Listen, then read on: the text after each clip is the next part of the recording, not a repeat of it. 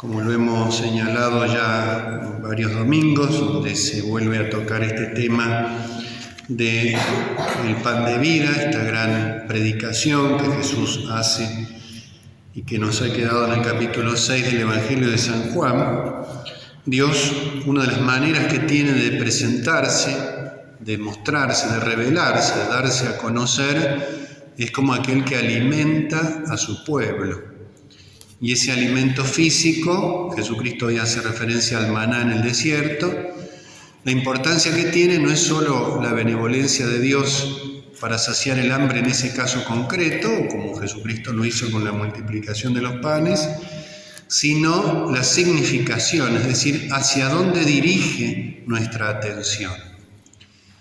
Aquellos que recibieron el beneficio de la multiplicación de los panes no vieron este aspecto. Jesús lo denuncia y se los reprocha, se los hace ver. Se quedaron solo en lo material del milagro y no trascendieron a su significado. ¿Qué quería decir? ¿Por qué Jesucristo hizo eso? ¿Qué anunciaba? Y esto también sucede en el Antiguo Testamento, especialmente en aquel gran acontecimiento del maná en el desierto. Dice Jesús aquí: los padres de Israel, aquella generación que había salido de Egipto, comieron el maná y murieron. Es decir, ese alimento, por más que era una bendición de Dios, dado milagrosamente a su pueblo, no era un pan de vida eterna, era un pan que sostenía la vida temporal. Pero tenía esa importancia de dirigir la mirada hacia aquel que es pan de vida eterna. Por eso Jesucristo siempre es la plenitud, la perfección de lo anunciado en el Antiguo Testamento. Aquel pan anunciaba este otro alimento que es el mismo Jesucristo. Por eso dice: yo soy el pan vivo bajado del cielo. Yo soy, el nombre divino, el pan vivo, no solo porque Jesucristo tiene vida, sino porque nos da la vida, y no cualquier vida, sino la vida eterna. El que coma de este pan vivirá eternamente. Y entonces esta manera de darse a conocer Dios como aquel que alimenta a su pueblo en el Antiguo Testamento, y Jesucristo la plenitud, siendo Él mismo el alimento, es lo que indudablemente es quien fortalece nuestros pasos para que podamos llegar a un lugar que sin la fuerza de Dios no podríamos llegar de ninguna manera. No podríamos llegar a la patria del cielo sin la gracia, sin la fuerza que este alimento que es Jesucristo contiene. Tenemos en la primera lectura de este día uno de los ejemplos más elocuentes, más significativos de esta situación, en uno de los grandes profetas del Antiguo Testamento, que es el profeta Elías. Profeta que representa a todos los profetas de alguna manera. Si recordamos el episodio de la transfiguración del Señor, aparecen junto a Cristo Moisés y Elías. Como sabemos, Moisés representa la ley y Elías representa la profecía. Y por eso Jesucristo incluso va a comparar a Juan Bautista con Elías. Dice, él es Elías, no porque lo sea literalmente, sino por lo que representa. Juan Bautista es el profeta que señala a Cristo, dice, este es el Cordero de Dios. Y Elías representa toda la profecía del Antiguo Testamento. Es el profeta del Dios viviente, una de las notas distintivas de la misión y de la predicación de Elías. Está en el primer libro de los Reyes, este ciclo de Elías, la historia de Elías, gran profeta que aparece en uno de los momentos más decadentes de Israel, en uno de los momentos donde había mayor corrupción religiosa, la perversión del culto, se propagaba la idolatría, los reyes propiciaban la idolatría. Se nos menciona acá al rey Ahab y a su esposa, la reina Jezabel, que estaban totalmente en contra del profeta y a favor de los falsos profetas, de los falsos cultos. Propiciaban los cultos a los Baales, los dioses muertos, los dioses vanos, los dioses que no tienen vida y no pueden dar vida. Se les rendía culto para que los ciclos de la naturaleza fueran acordes a las necesidades. Pensemos en aquel tiempo también la importancia que tenían. Entonces, los israelitas que se habían corrompido con las costumbres paganas rendían culto a los Baales para que las lluvias vinieran a tiempo, para que no hubiera sequías, etc., para que las condiciones para los cultivos y para los ganados fueran adecuadas. Y entonces pensaban que esos dioses, que eran falsos obviamente, favorecían en la medida en que recibían ese culto. Y cuando aparece el profeta Elías, que es el profeta del Dios viviente, insiste en ese tema, la vida y la muerte.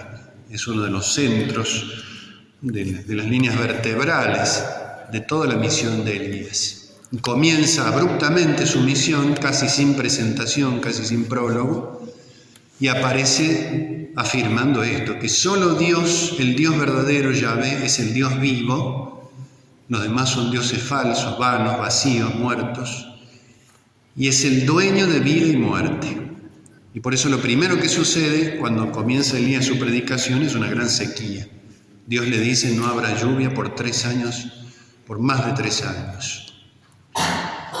Para que se note que la vida viene de Dios.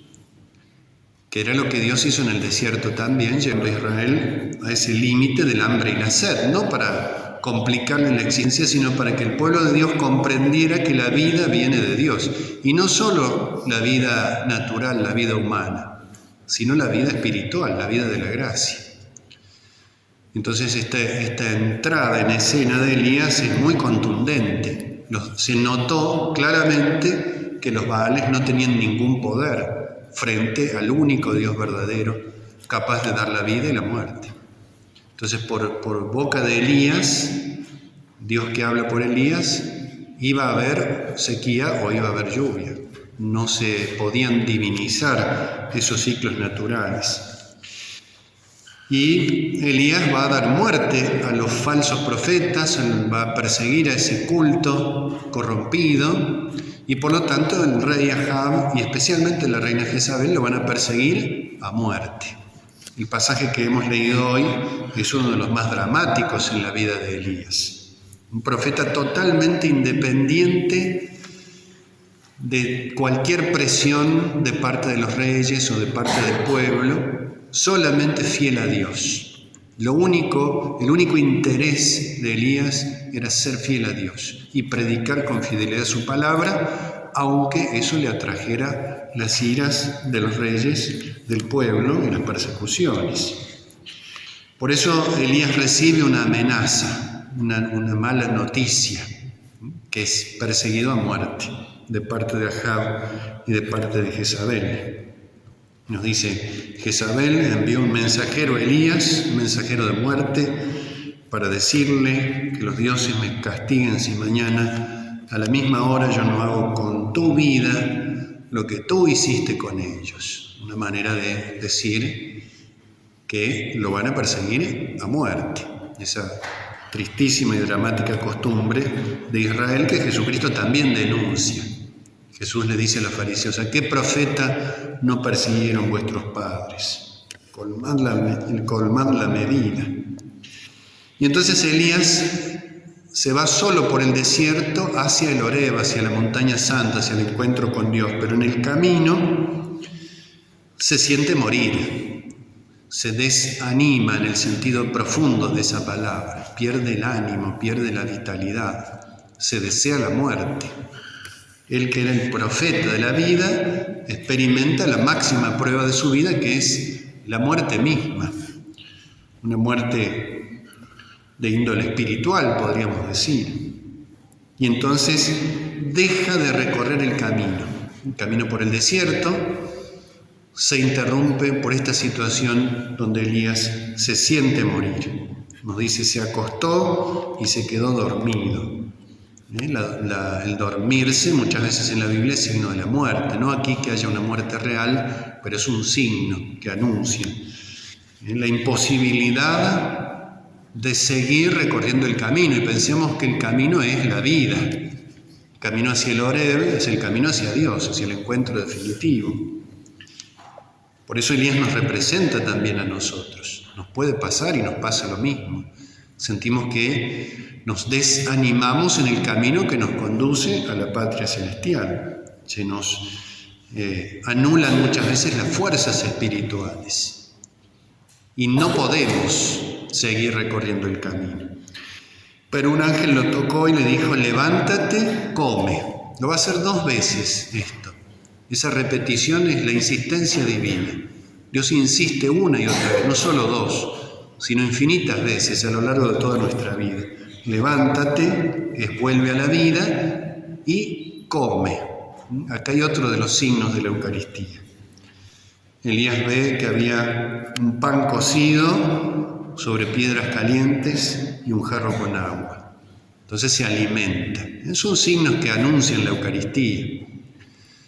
Ese ardor, ese calor, ese fuego, diríamos, también profeta como un fuego, es Elías, así lo describe la Escritura, signo del amor divino. Entonces se alimenta con ese pan y esa agua y nos dice, sorprendentemente el texto, comió, bebió y se acostó de nuevo, es decir, otra vez. Y Dios vuelve a insistir. Pero el ángel del Señor lo llamó otra vez. Levántate y come. Y le dice la nota distintiva de esta motivación, porque el camino es demasiado largo para ti. Porque sin la fuerza que proviene de Dios no puedes llegar al encuentro con Él en el Oreb. Y entonces Elías se levanta, signo de resurrección, verbo de resurrección, comió y bebió, anuncio de la Eucaristía, y fortalecido caminó 40 días y 40 noches hasta encontrarse con Dios. Elías nos representa indudablemente a nosotros. Nos pasa lo mismo con frecuencia en nuestra vida o en algunos momentos de nuestra vida. Y por eso recurrir siempre a esa fuerza que el Señor nos quiere dar. De lo contrario es imposible avanzar un paso en este camino. Pero con la gracia de Dios, con la fuerza de Dios, con el alimento espiritual, ciertamente que así como sucedió con Elías, y así como sucedió con todos los santos, a lo largo de todos los tiempos podremos participar un día del banquete eterno en la Jerusalén celestial. Pidámosle al Señor humildemente que nos conceda esa gracia. Que así sea.